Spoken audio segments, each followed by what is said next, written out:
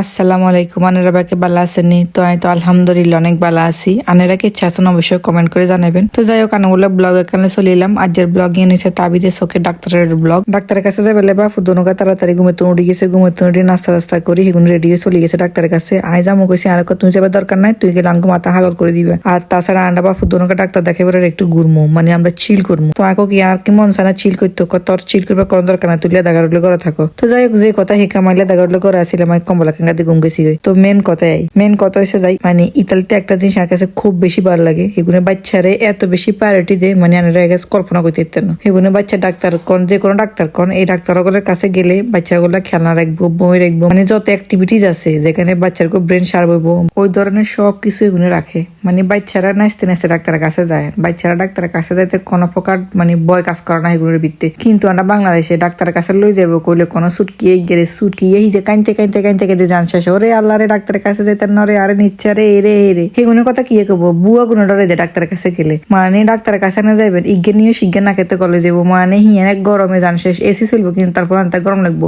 আর আরেকখান কথা তো নকই হারিয়েন না, মানে রুগী তো ইজ্ঞে ঢুকতো না, রুগী ঢুকাবো তিনগে চারি গাড়ি একত্তর ঢুকাবো কি, রুগী ডাক্তারের কথা শুনবো না ডাক্তার রুগীর কথা শুনবো, এটাই হয় না। মানে রুগীর ইজ্ঞান নিয়ে শিখতে কলে যাবো কিন্তু ডাক্তারের চিকিৎসাটা ঠিক মতো হইতো না, ঠিকই ভিজিট লিখে দিব, ঠিকই ওষুধ কত লিখে দিব, ঠিকই অ্যান্টিবায়োটিক দিয়ে লেবো আনে, মানে জায়গা সামনে কামে হইতো না। উত্তাভাগ্য কিসমত ভালো হলে লগে লগে কামে লাগিয়ে দেবো। যাই হোক, মানে এই কথা আর কইলাম না, কোন ডাক্তার দেখলে কবু মাগো ইতিতে অঙ্ক বংশ শুদ্ধ দুইয়ের কারণ আছে, এই কারণে অন্য কোনো এক সময় ব্লগেতে কমু। যাই হোক, ডাক্তাররা আর ব্লগ কিন্তু দেখি থাকেন আনারা, মানে ভালো হয়েছে আনারা দোয়া তুমি বেশি বদ্ধ হয়ে যান। যাই হোক, আনাগর লগে ইন্দি কত বকাবকি এর ইয়ের মনে সব দুঃখ প্রকাশ করিয়ে এর আর ইন্দি আর হুলা টেস্ট করা শুরু করে দিছে।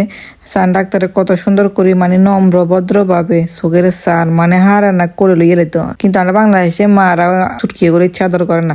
1920 হইলে মাগো কয় এক কোয়াশাতে সিরিয়ালাম হিসা ধীরে দিমু জুতো দিয়ে বাইয়ে দিমু, আর খুন্তিতে হিরণ দজি দি হিরণ এখান তো আছেই, মানে এখান তো আর কইবার শেষ নাই। তো এই দেশের ডাক্তারের কোন, স্কুলের টিচার কোন, মানে এগুলো এত ধৈর্য কর্ম তো নাই, বিশ্বাস করবেন নি, মানে এগুলো ধৈর্যের কোনো শেষ নাই। তো যথারীতি মতো ডাক্তারের চোখের ভিতরে ট্যাপ লাগাই দিছিল, ট্যাপ লাগাই দিবার হরে অঙ্কা অক্ষর ধরা দিছে, মানে অক্ষর কোঙ্গা কি ডাক্তারের হাতে জিজ্ঞেস হাতে আনসার দিব। তো এর মাধ্যমে ফামানো বাইতে চোখের পাওয়ার কি বাড়ছে না কমছে না, চোখের পাওয়ার ঠিক আছে, এখানে ডাক্তারে বাড়া বুঝো। তো যাই হোক, মূল কথা হয়েছে যে অনেকে জিজ্ঞেস করেন তাবিদের চোখে আসলে কি সমস্যা, কি কারণে এত ডাক্তারের কাছে গেছে বা কি কারণে চশমা ইউজ করে। তো মেন কথা হচ্ছে কিছু কিছু মানুষ আছে যার চোখের মনে গোলাকান্ন, কিছুটা দেখতে র্যাগবি টাইপের। তো র্যাগবি টাইপের হওয়ার কারণে মানে বিশেষ করে কোনো কালার ক্লিয়ার ভাবে দেখে না, যেমন টিভি দেখার সময় ক্লিয়ার ভাবে না দেখার কারণে এগুলো একটু মাথার বাঁকা করে টিভি দেখে। তো এটা যদি ছোটবেলা থেকে চিকিৎসা করা হয় ভালোভাবে, তারপরে চশমা ইউজ করা হয়, এটা আল্লাহর রহমতে বড় হইতো এটা থাকে না, ভালো হয়ে যায়। এখন আমরা বাসে চলে যাচ্ছি, আমরা প্রায় 2 ঘন্টা ওয়েট করছি, 2 ঘন্টা।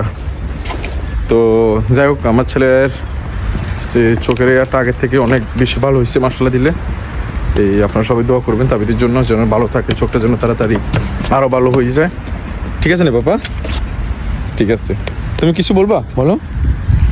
আমি বাবা আমারে ভিজিট করে দিয়েছিল, চোখে পানি দিয়েছে ডাক্তার, একটু পরে আমি লড়ছিলাম পানি দেওয়ার সময়। আজকের ব্লগটা পর্যন্তই, সবাই ভালো থাকবেন, সুস্থ থাকবেন, আমাদের জন্য সবাই দোয়া করবেন। আল্লাহ হাফেজ, আসসালামু আলাইকুম।